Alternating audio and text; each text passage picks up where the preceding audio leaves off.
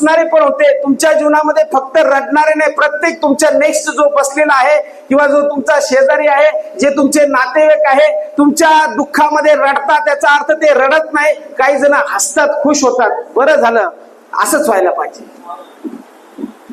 असं पण म्हणतात काही लोक. फक्त ते दिसत नाही आपल्याला दिसत नाही, पण त्यांच्या आतमध्ये ते दडलेलं असतं. इथं हसणारे पण होते. पवित्र शास्त्र स्पष्ट सांगतं, तो ज्यावेळेस म्हणतो मूल झोपेत आहे तेव्हा ते त्याला हसू लागले. लोक ज्यावेळेस तुम्हाला हसतात त्यांना हसू द्या, हसणाराचे दात दिसतात. हालेलुया.